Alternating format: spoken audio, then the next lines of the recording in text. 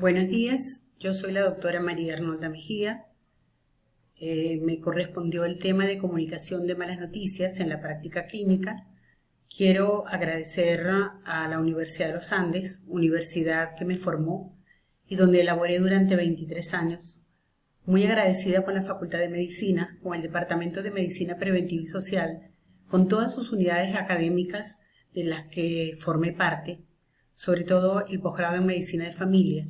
Y en esta ocasión agradecer a la Unidad Académica de Bioestadística e Investigación por su amabilidad de invitarme a este interesante evento.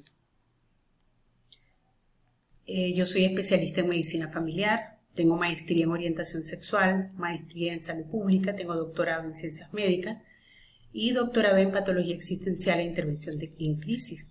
Soy profesora titular de esa ilustre Universidad de los Andes, docente de pre y posgrado, y actualmente estoy contratada en la Universidad Autónoma de Bucaramanga como docente. Este es el contenido que vamos a disertar en la mañana de hoy. Son 7 puntos. Y comenzamos. A lo largo de la historia siempre ha habido alguna connotación especial con respecto a la enfermedad. Digamos que en la época de Hipócrates se hablaba de la epilepsia. Era, digamos, un estigma, una discriminación de las personas que tenían epilepsia. Luego, en la antigüedad, era la lepra, la tuberculosis. En la Edad Media, la sífilis. Y desde hace muchos años para acá, el cáncer. Digamos que cuando fallece alguna persona importante, un escritor, un artista, etc., uno lo ve por las noticias. Falleció de una larga y penosa enfermedad. Es decir, no nos atrevemos a decir cáncer, la palabra cáncer, una mala noticia, una noticia difícil. Tal vez por esa razón, algunos médicos informan, pero no comunican. Te oyen, pero no te escuchan. Y te atienden, pero no te acompañan. Bien, se ha descrito en algunos artículos de investigación que rezan que de los profesionales de la salud somos los médicos los que más le tememos a la muerte. Tal vez por ello se nos dificulta expresar una noticia difícil. Entonces, ¿será que no estamos preparados? O quizá tengamos algunas razones por las que evitamos dar una mala noticia. Actualmente, o desde hace un tiempo para acá, tenemos el consentimiento informado que desde el punto de vista bioético nos obliga a, digamos, a compartir con el paciente desde el diagnóstico, el tratamiento, el pronóstico, etc. Pero ¿será que comunicación e información es lo mismo? No. La comunicación es la capacidad de comunicarnos, de expresarnos verbal y paraverbalmente, es decir, verbal y no verbal.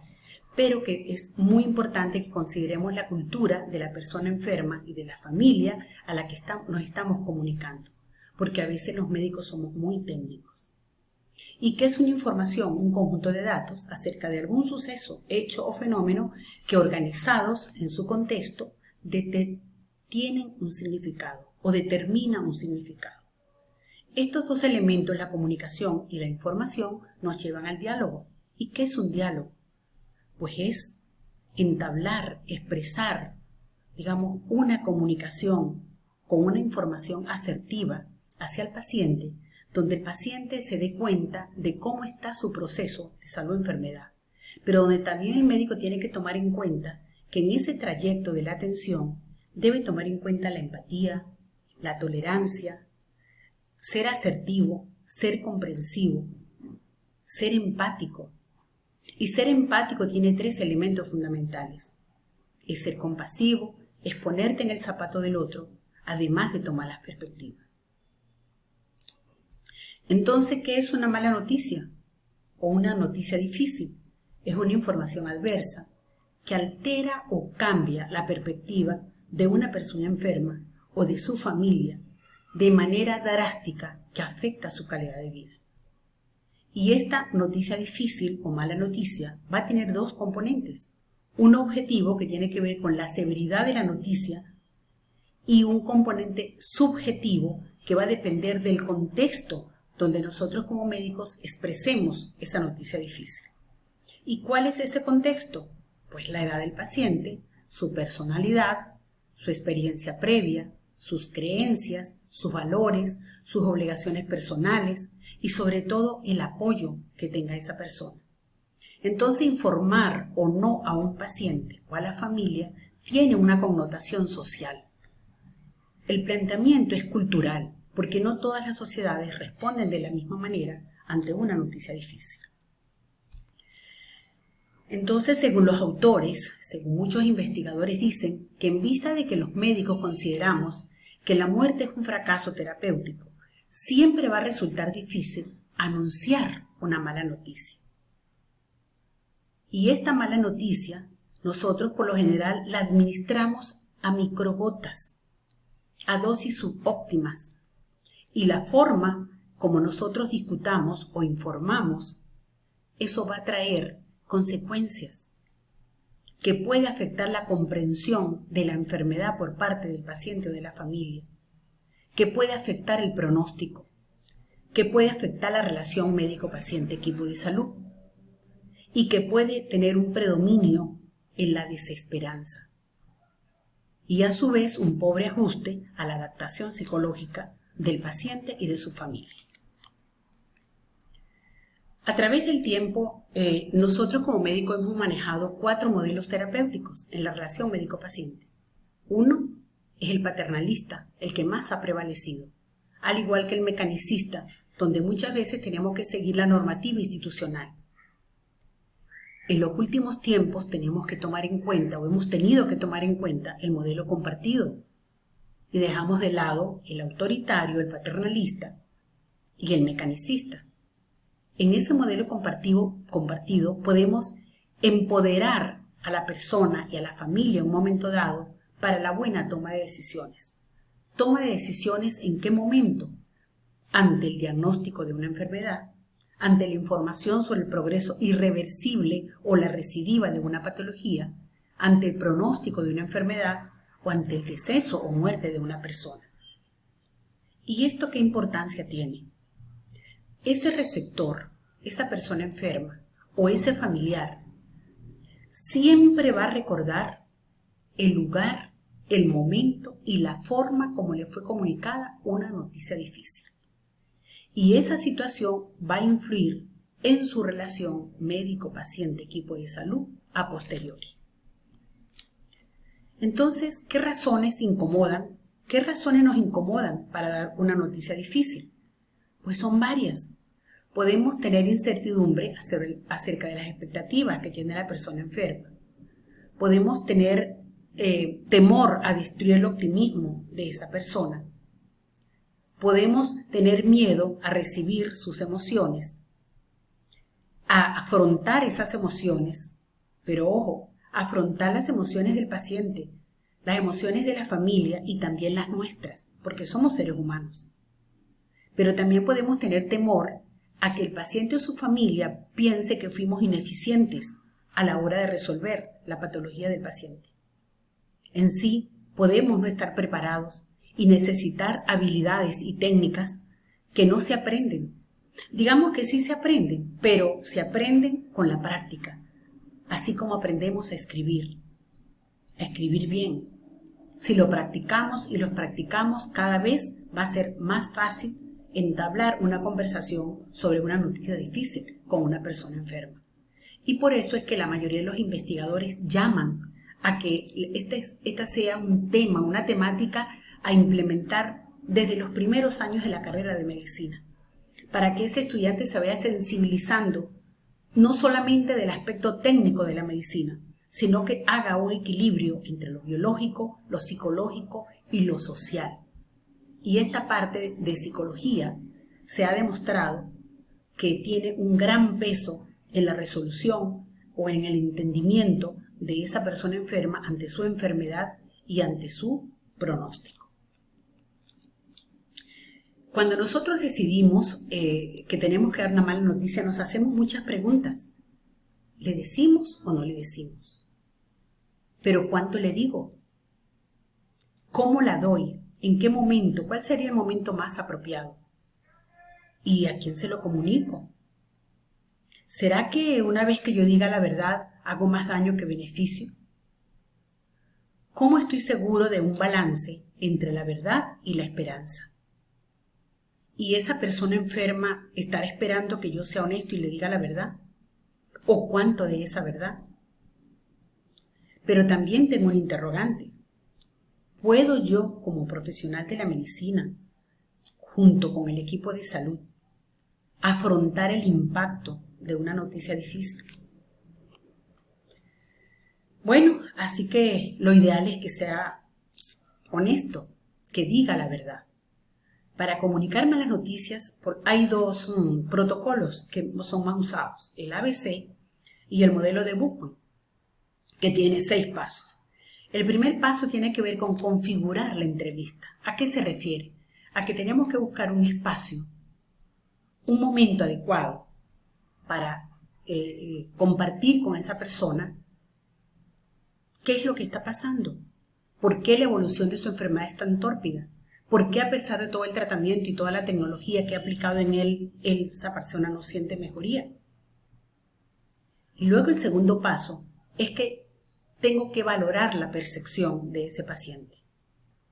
¿Qué sabe él de lo que le está pasando?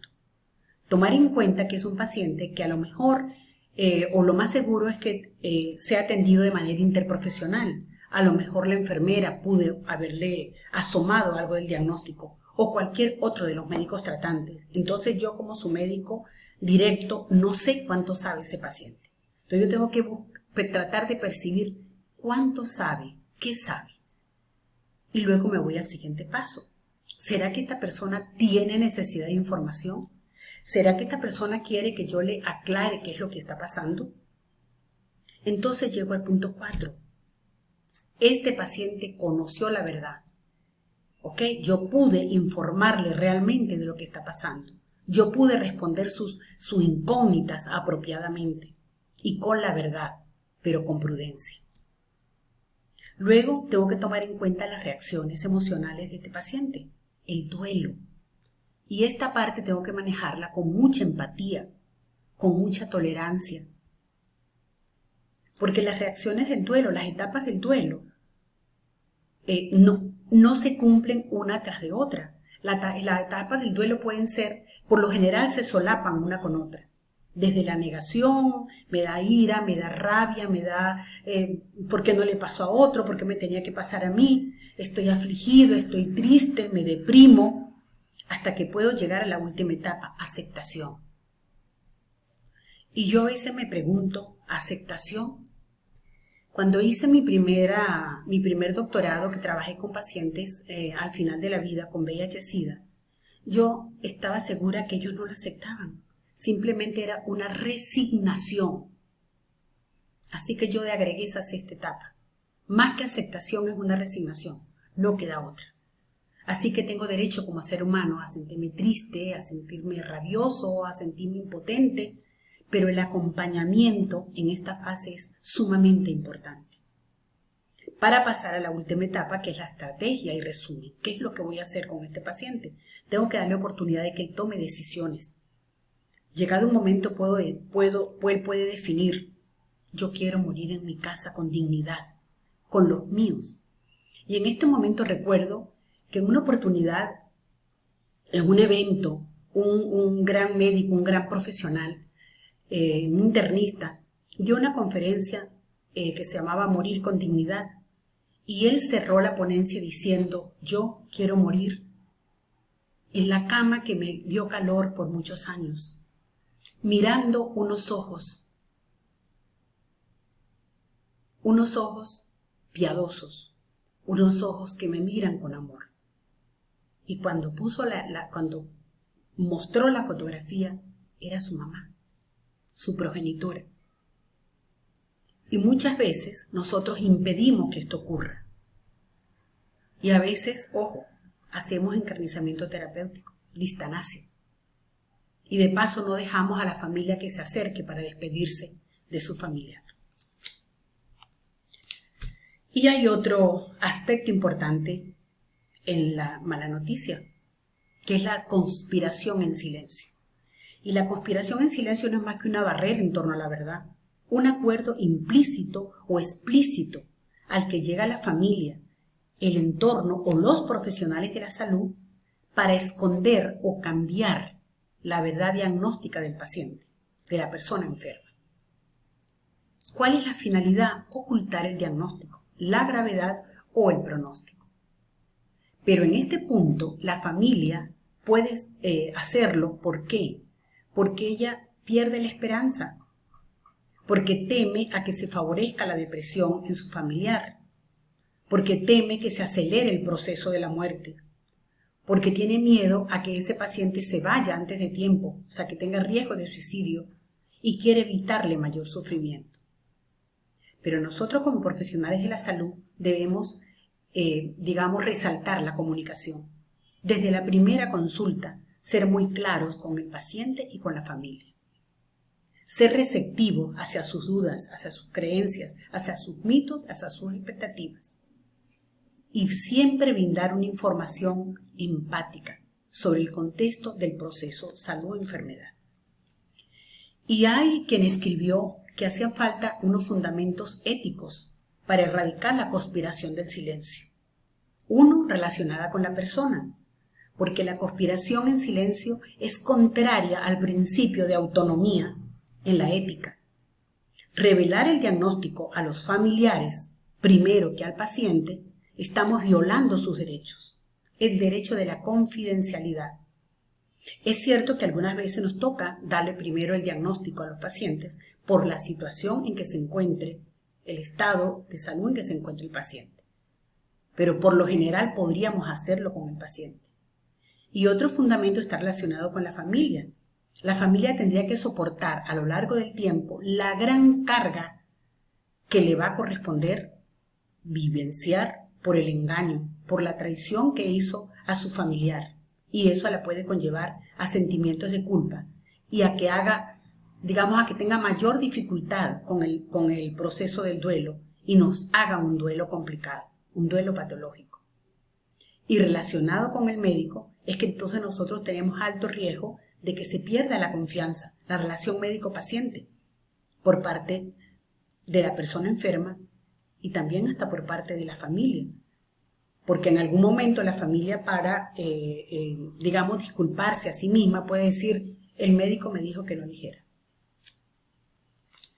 En conclusión, hay 5 elementos fundamentales. Primero, tenemos que perder el miedo. Toda persona enferma quiere o prefiere a aquel médico que le pregunta cuánta información quiere usted recibir. Pero también aquellos médicos que permiten una pausa para que el enfermo pueda preguntar sus dudas. Ellos prefieren a aquel médico que respete sus derechos, que sean capaces de verlos como seres humanos desde el punto de vista físico, psíquico, social y espiritual. Tenemos que respetar su espiritualidad y acompañarlos en ese momento, de ser necesario. Tenemos que mantener una escucha activa. Todos los pacientes se sienten mejor si nosotros escuchamos sus inquietudes y si demostramos interés para que ellos tengan otras opciones de diagnóstico y tratamiento. No tenemos por qué molestarnos si el paciente quiere otra opinión médica y quiere otra opción de tratamiento. Al contrario, debemos aupar que esto suceda. Evitar frases que no consuelan. Ellos valoran un médico que sea capaz de expresar sus emociones. ¿Quién dijo que nosotros no podemos o tenemos prohibido que en un momento dado frente a un paciente se nos agüen los ojos, botemos una lágrima, que se nos parta la voz? ¿Quién dijo que era prohibido? ¿Es que somos extraterrestres? Somos seres humanos. Tenemos familia. Entonces no pasa nada. Por supuesto no vamos a llorar a lágrima tendida, a moco tendido, como decimos coloquialmente, en el hombro del paciente, pero podemos perfectamente compartir un dolor en un momento dado.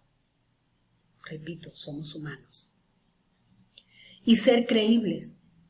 El médico nosotros como médicos tenemos que dar una explicación sencilla, de acuerdo a las necesidades de esa persona enferma, de esa familia, respetando su cultura.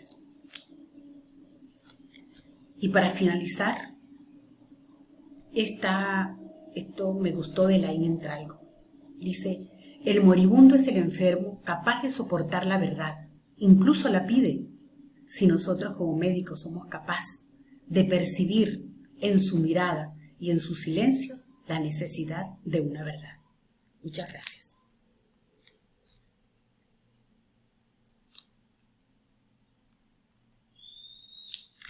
Me despido en nombre de la institución que represento, la Universidad Autónoma de Bucaramanga, en estos momentos, para expresar mis más sinceros deseos de que sigan los éxitos en la Universidad de los Andes y que a pesar de las circunstancias que estamos vivenciando, nunca dejemos de luchar. Gracias